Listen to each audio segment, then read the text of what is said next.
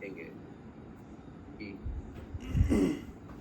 सामान का भी अलाउंस है, उनको किसी की ट्रांसफर हो रही है, दूर ट्रांसफर हो रही है, तो इन दैट केस लगेज भी कैरी कर सकते हैं, उसका अलग से चार्जेस है। तो this is how this unit will go. I think अगले 3 दिन में ये खत्म हो जाएगा। एक छोटी सी प्रैक्टिस का क्वेश्चन करवा दूंगा आपको कि टीए फॉर्म कैसे करना है। ओके, तो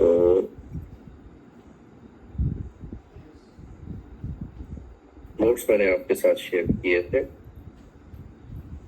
तो नोट्स के पीछे जो आज की डेट में एसआरओ है वो काम करता है 458। 2013 में इशू हुआ था वो 458। तो लेटेस्ट जो रेट्स है, लेटेस्ट जो डेफिनेशंस है, क्लासिफिकेशन ऑफ ऑफिसर्स है, ऑफिशियल्स है, those are contained in SRO 458 which was issued way back in 2013। तो आप अंदाजा लगा सकते हैं कि 2013 से आज तक वही रेट चल रहे हैं, जबकि 2013 से आज तक डीए हर साल में 2 बार रिवाइज हुआ होगा। तो दैट मींस कास्ट तो ही रही है ना, ठीक है, प्राइस इंडेक्स तो बढ़ ही रहा है, but that has not been factor into that SRO. SRO आज भी वैसे ही स्टैंड कर रहा है। तो कॉन्टेक्स्ट समझ में आया? Yes sir. ओके, अगर आपने वो एसआरओ देखा हो तो ये एसआरओ है, वो ऑलमोस्ट मुझे लगता है सबके पास होना चाहिए। ये एसआरओ 458 24 अक्टूबर 2013, ठीक है। इसमें आप देखें ऑफिसर्स को भी डिफाइन किया गया। तो ये जो नोट्स हमारे हैं ये ऑलमोस्ट उसी एसआरओ पे बेस्ड है। ना पहला जो इसमें है टीए रूल्स पे, वो है TA as a matter of principle. जैसे लीव रूल्स में सबसे पहले क्या था, it can not be claimed as a matter of right. इसी तरह से यहाँ पे भी जो ओपनिंग रिमार्क है वो ये है कि TA as a matter of principle is to cover the actual expenses of journey. सही में तो एक्चुअल को भी कवर नहीं करते, वो उससे कम को कवर करते हैं, ठीक है। आगे चल के आप देखेंगे वो एक्चुअल को भी कवर नहीं करते। And is not to be taken as source of profit, जो कि नॉर्मली होता है, ठीक है। जैसे मैंने आपको बताया ना, मैं उसमें था, ब्लॉक में था, तो एंड में जाके वो ग्रांट लेके आते थे वहां से, ट्रेजरी से, और सबके टीए बिल बना रहे होते थे। तो एक तरह से वो पहली कंडीशन तो फ्लाउट हो रही है ना वहां पे, बाय डिफॉल्ट अब सबके ही टीए बिल बनाए जा रहे हैं। जो फील्ड का ऑफिसर है नहीं है, you are making like that. तो बट हमें तो रूल्स को देखना है, तो रूल्स के हिसाब से जो उसमें रिमार्क है, ओपनिंग रिमार्क है, वो यही है, it should not be claimed as a source of profit. Mike बंद कर दें प्लीज, माइक किसी काम है। Okay, next one is for claiming TA DA. अब यहाँ पे टीए का जो फुल फॉर्म है वो ट्रांसपोर्ट अलाउंस नहीं है। एक तो ट्रांसपोर्ट अलाउंस भी है ना, ठीक है, सो दैट इज सेपरेट थिंग। यहाँ पे जो टीए का है वो ट्रेवल के साथ रिलेटेड है, ट्रेवल अलाउंस। और डीए यहाँ पे डियरनेस अलाउंस को रिप्रेजेंट नहीं कर रहा है। डीए का यहाँ जो मीनिंग है वो है डेली अलाउंस, क्लियर। तो don't take DA as dearness allowance. यहाँ पे डीए का जो मीनिंग वो है डेली अलाउंस। डेली अलाउंस का मतलब ये होता है when somebody is going on official duty, how much money that person will get per day to cover जो उनके एक्सपेंसेस होंगे, इंसिडेंटल एक्सपेंसेस होंगे. इंसिडेंटल एक्सपेंसेस क्या होंगे? खाने पीने का खर्चा होगा ना, तो उसको कवर करने के लिए जो परमिसिबल है उसको कहते हैं DA, daily allowance for any journey beyond 13 kilometres from the headquarters. तो ये वही 13 किलोमीटर्स आ रहे हैं उसमें. जैसे ज्वाइनिंग टाइम में भी था ना, चेंज ऑफ स्टेशन के लिए यही थी ना वहाँ पे भी. Yes sir. रिमेम्बर? तो क्या ये आ रहा है? ऑफिसर्स को 5 कैटेगरीज में डिवाइड किया गया. तो ये SRO 458 का ही हवाला है ये. इसमें क्लास 1 ऑफिसर्स हैं और ग्रेड पे के हिसाब से डिफाइन हुआ है, क्योंकि आप 2016 से पहले तो ग्रेड पे ही थे ना. आज की डेट में भी मैट्रिक्स में ग्रेड पे आपको मिल जाएगा. तो यू कांट से कि ग्रेड पे इररिलेवेंट हो गया और हम लोकेट नहीं कर सकते उसको. तो that is essentially part of your matrix. Grade pay वहां पे भी डिफाइंड है. तो जो ऑफिसर 10,000 या उससे ऊपर ग्रेड पे ले रहे होंगे, 10,000 वाला कौन से लेवल में आता है आज की डेट में? 14. Perfectly okay. तो 14 और अबव जो है वो क्लास 1 में आएंगे. उसके बाद है क्लास 2, 7,600 टू 8,900. 7,600 कौन सा लेवल है आज की डेट में? 12. Perfectly okay. सो 7600 से लेके 8,900 तक जितनी भी ग्रेड पे होगी वो क्लास 2 ऑफिसर्स माने जाएंगे, क्योंकि ये क्लासेस के हिसाब से एंटाइटलमेंट्स होनी है आगे चल के. तो इसलिए क्लासेस को समझना जरूरी है यहाँ पे. तो यहाँ पे जो क्लासिफिकेशन है वो उस तरह से नहीं है जो आपकी डेलीगेशन ऑफ फाइनेंशियल पावर्स में है. ठीक है, वहाँ पे भी है ना class 1 officers, class 2 officers, class 3 officers. Do you remember? जी, डेलीगेशन ऑफ फाइनेंशियल पावर्स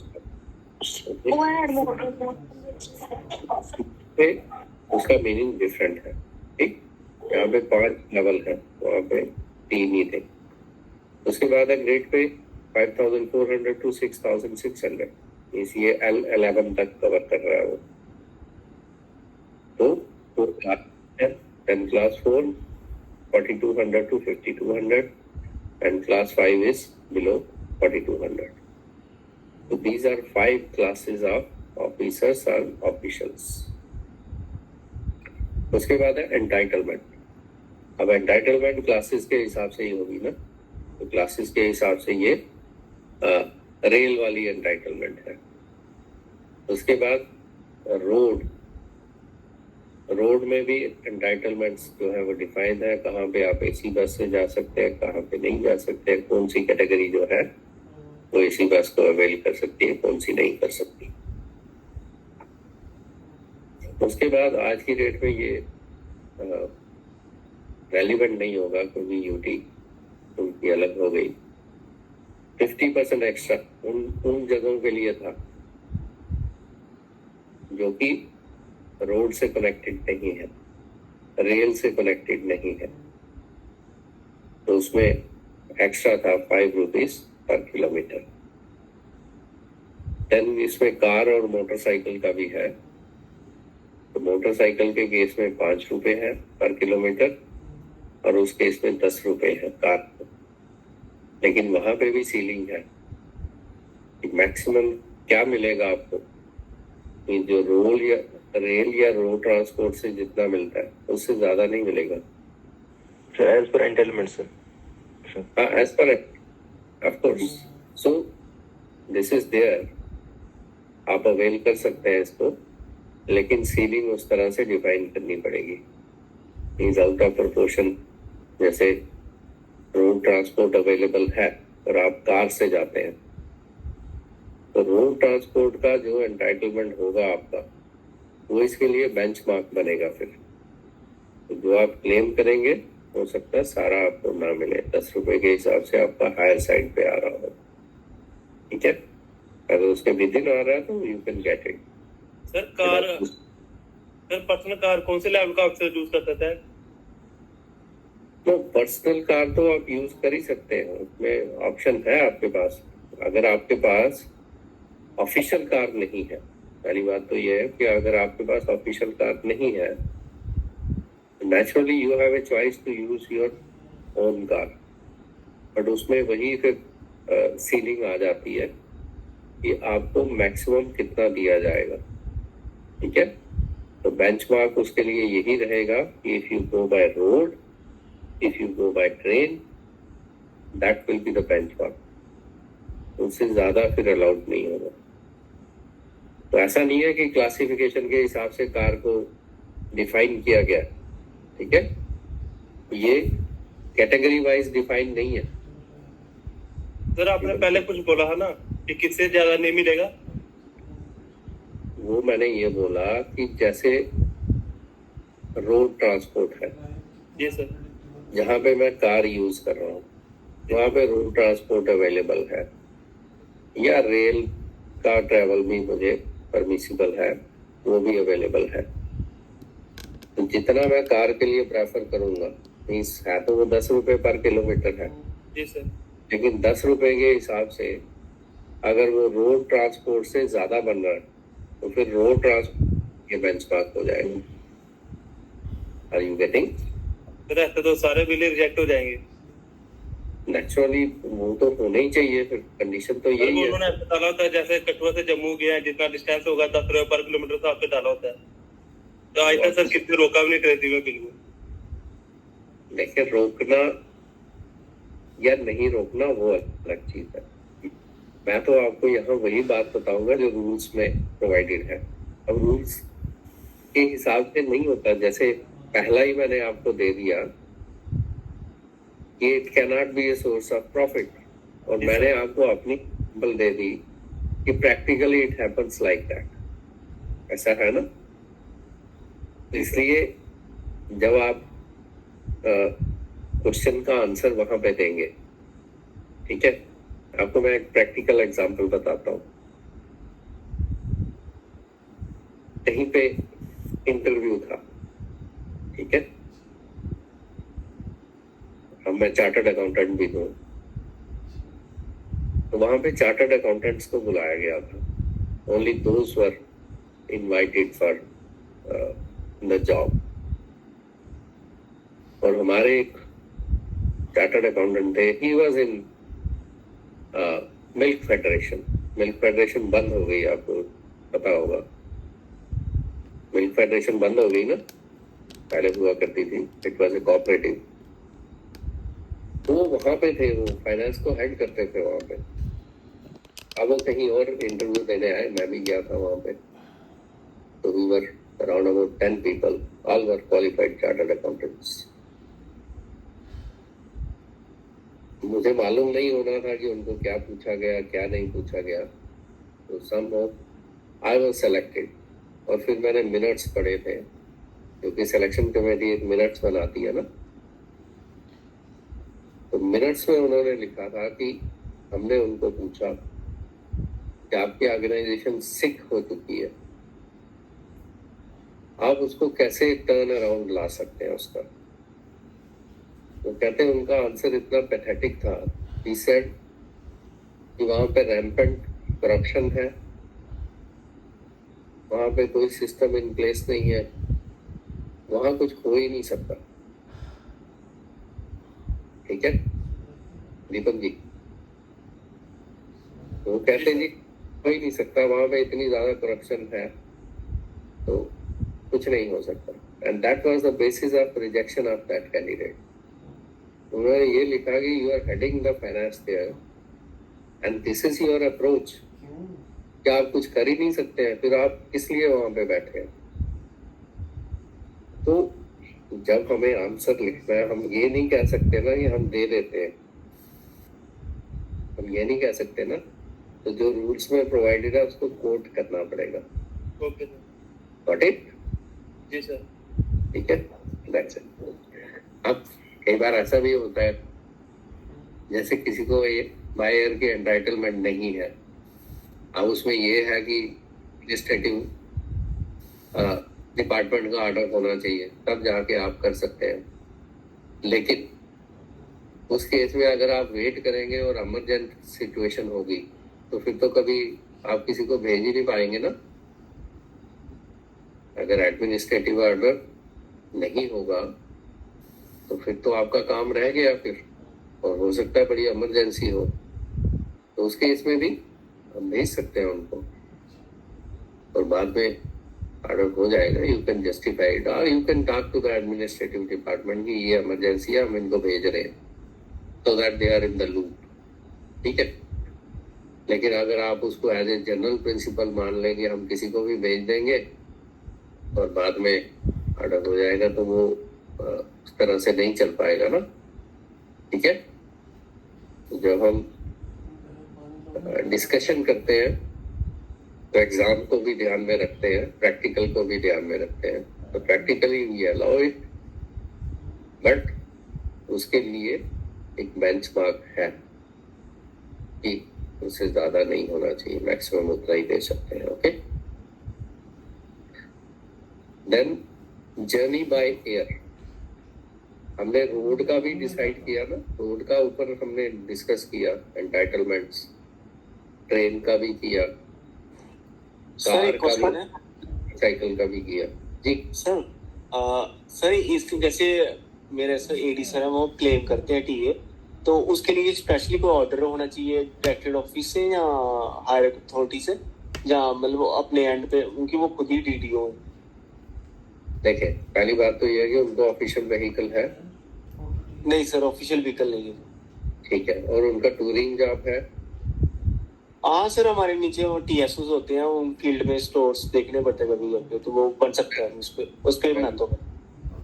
इसके लिए उनको अलग से ऑर्डर की जरूरत नहीं है, ही can do on his own.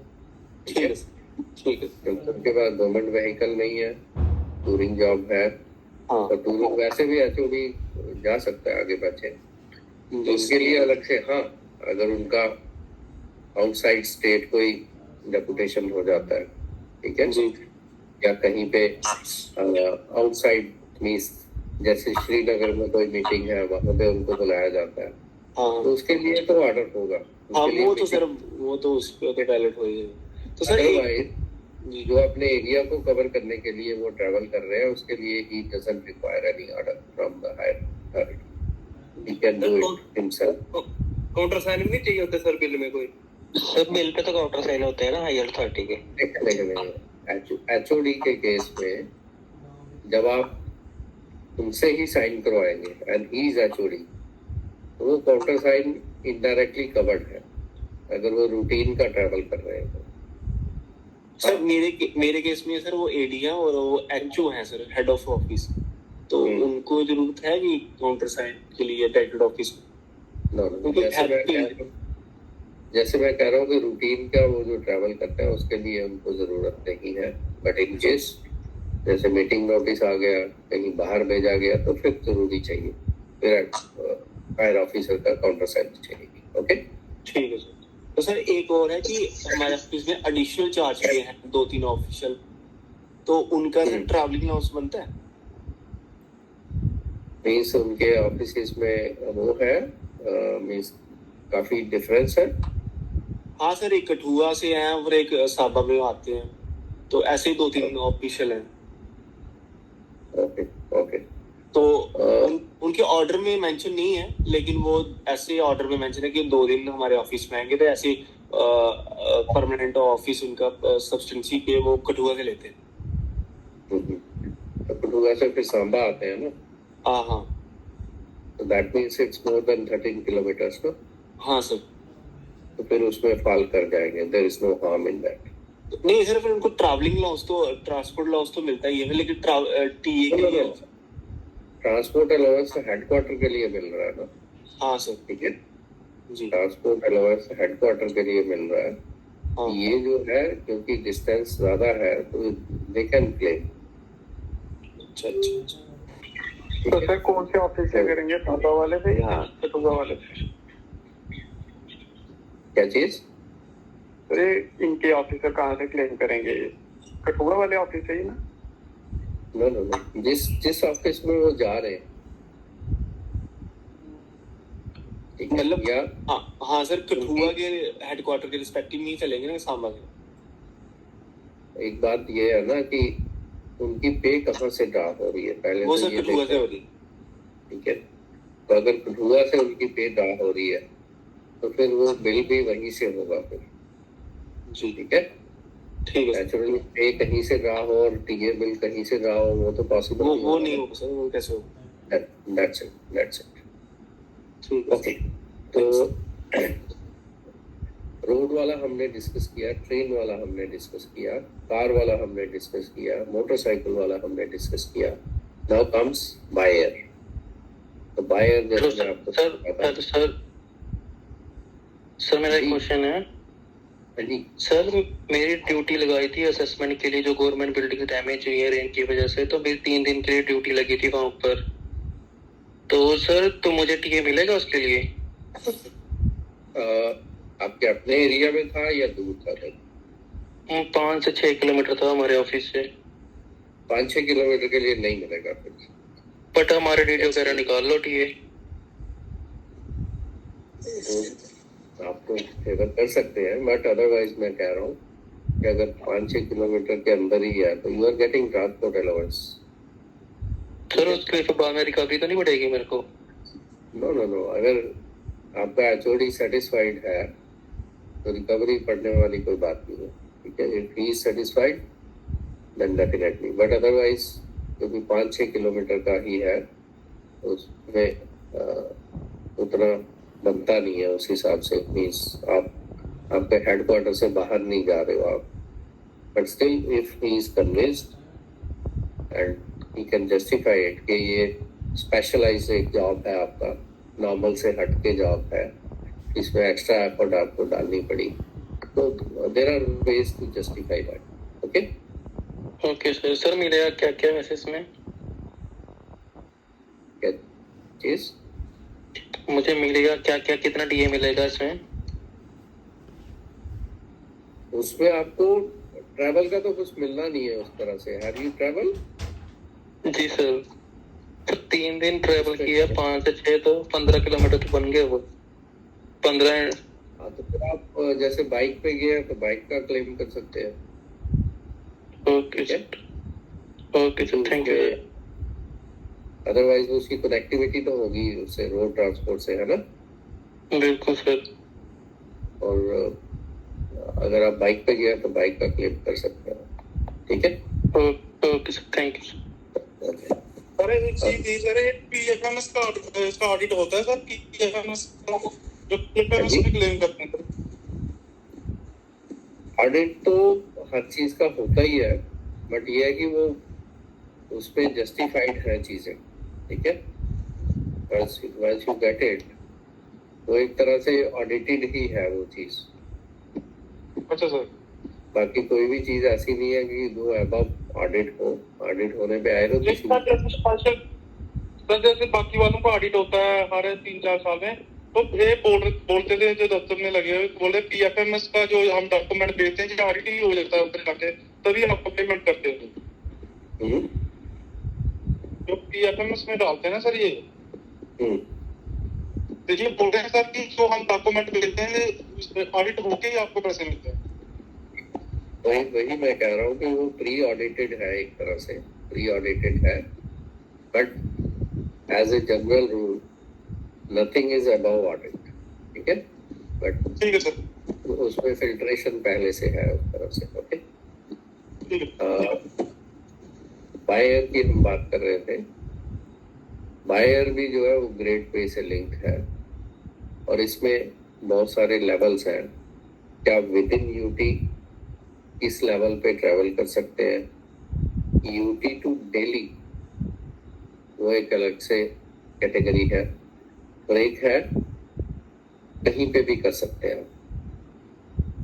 जैसे जो आपका L12 वाला है, 7600 वाला है, तो वो वो बाय एयर ट्रेवल कर सकता है अप टू दिल्ली ओनली, बाकी जगहों पे नहीं कर सकता। जो आपका 5400 वाला है वो विद इन यूटी ट्रेवल कर सकता है। विद इन यूटी मीन्स या तो वो जम्मू या श्रीनगर, दो ही तो है ना यूटी में, तो एयर पॉइंट्स दो ही है ना, या तो जम्मू है या श्रीनगर है। तो अगर श्रीनगर जाना होगा या जम्मू आना होगा तो फिर 5400 आर मोर देन दैट। और अगर दिल्ली तक ट्रैवल करना होगा मीन्स विद इन यूटी, तो उसमें इनबिल्ट हो ही गया ना, तो 5400 से ही स्टार्ट है। अगर दिल्ली तक ट्रैवल करना है बाय एयर तो then it should be 7600 or more than that is L12 and above. और 10,000 अगर ग्रेड पे हो मीन्स L14, उस केस में आप कहीं भी ट्रैवल कर सकते हैं across the country. It is not restricted to Delhi. Is it okay? Sir अगर कोई जैसे हमारा एचओडी है सर, वो श्रीनगर किसी मीटिंग के लिए गए, तो इनडायरेक्टली उनको यहाँ, डायरेक्टली तो उनको यहाँ से जम्मू से श्रीनगर का वो ये बिल बनेगा ना सर। तो क्या हम ऐसे Chandigarh to Srinagar and Srinagar to Jammu कर सकते हैं क्या सर वो क्लेम? तो वो क्यों करोगे जब डायरेक्ट फ्लाइट है तो? सर एक्चुअली मैम कहीं किसी कारण पता नहीं यहाँ से चंडीगढ़ या चंडीगढ़ से कैसे टिकट लिया, वो वापस आकर वो क्लेम कर रहे थे कि हाँ जी ऐसे है। तो वहाँ पर ऑफिस में बात चल रही थी कि ये अलाउड नहीं है। वही मैं कह रहा हूँ कि जब डायरेक्ट फ्लाइट है तो how will you justify why you went to Chandigarh? ठीक है, एक चीज अलग होती कि हो सकता है इमरजेंसी हो गई, वहां लैंडिंग हो गई हो, ठीक है, that is all together different thing. But उसमें भी एक्स्ट्रा फेयर तो लगता नहीं है ना, उसमें एक्स्ट्रा फेयर नहीं लगता है। तो नहीं, उन्होंने जाने के लिए Chandigarh to Srinagar and Srinagar to Jammu किया हुआ है सर। वो टिकट जो हमें दी वहां पे वो ऐसे थी सर।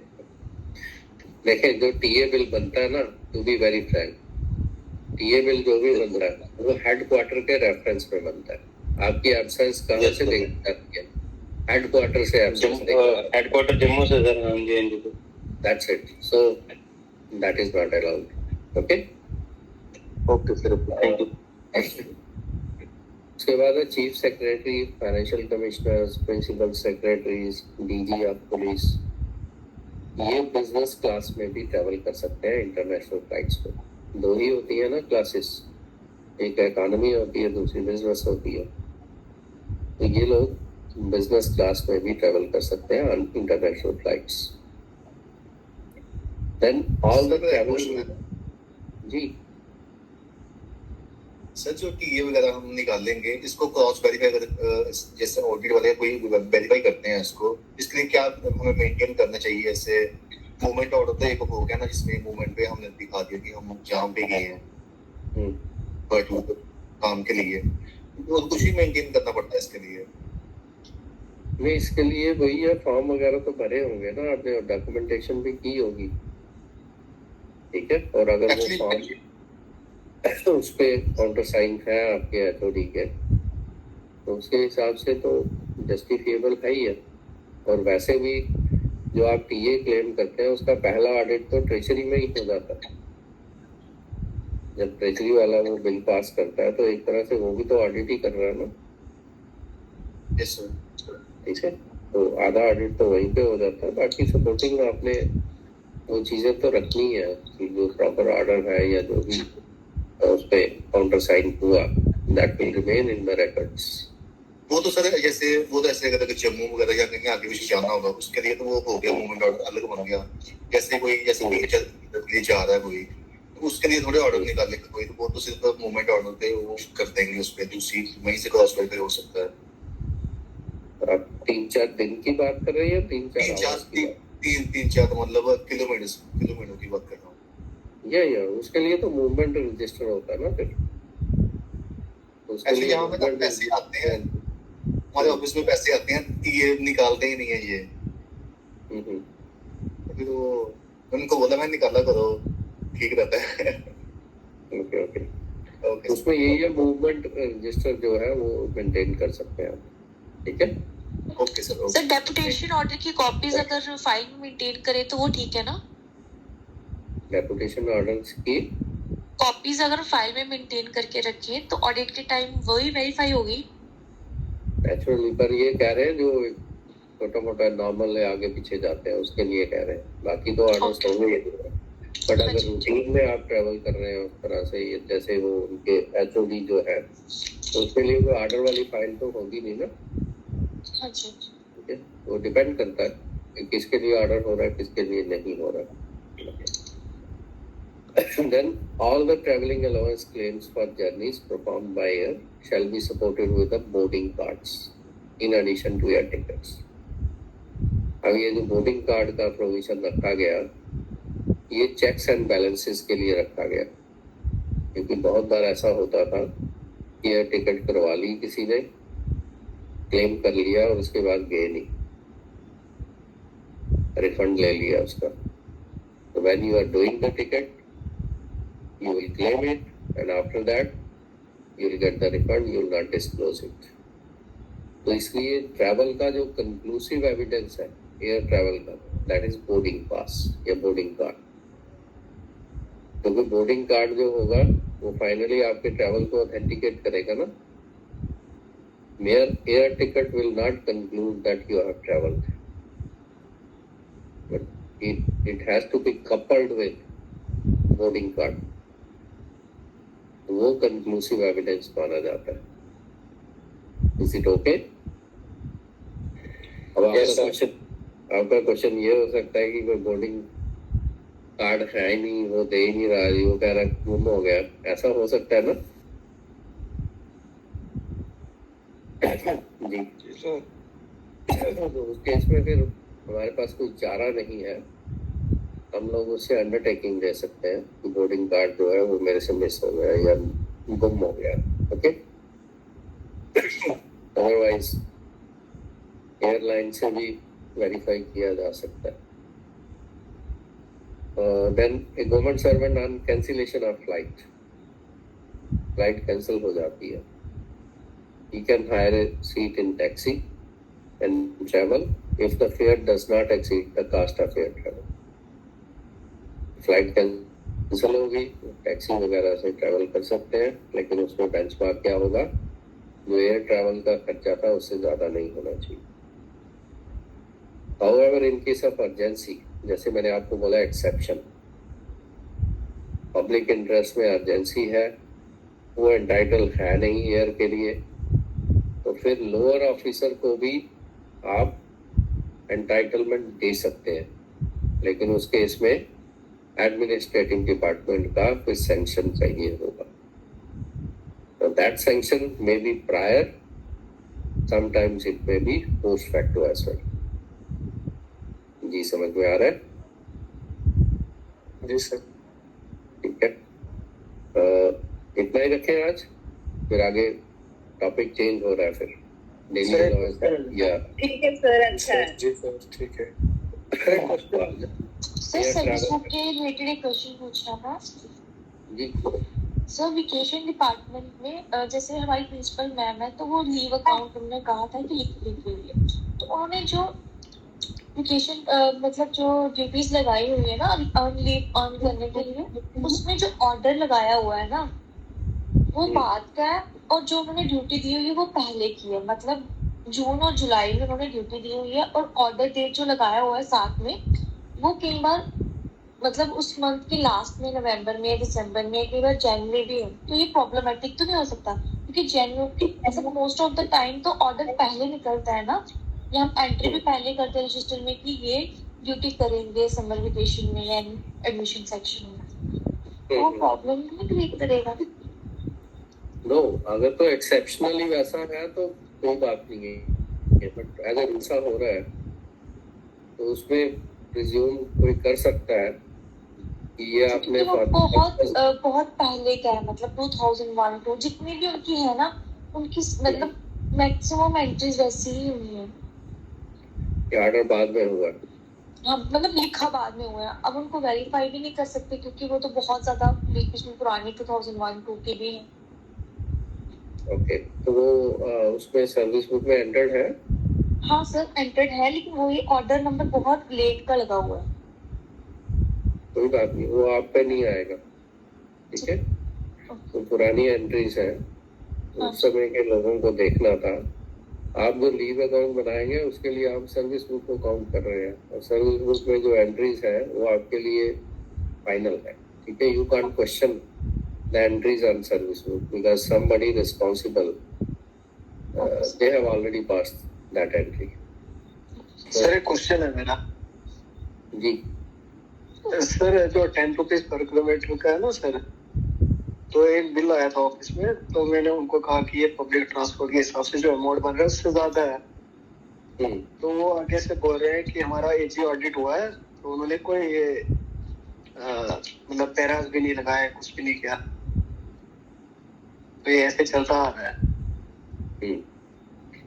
ये बात हमारी पहले भी डिस्कस हुई, शायद दीपक जी थे, तो उसमें वही है कि वो हार्ड एंड फास्ट नहीं है ऐसा, बट रूल्स में तो प्रोवाइडेड है, रूल्स में प्रोवाइडेड है कि अगर वो रेल से कनेक्टेड है, ट्रैवल रोड से कनेक्टेड है, तो normally it should not go beyond that.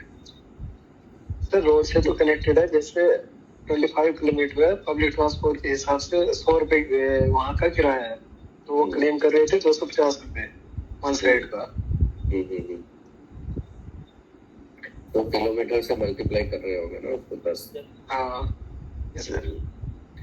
वैसे देखें, इसमें ज्यादा कोई ऑब्जेक्शन करता भी नहीं है, because you can well understand कि पब्लिक ट्रांसपोर्ट और पर्सनल ट्रांसपोर्ट दोनों में फर्क तो रहता ही है, ठीक है ना?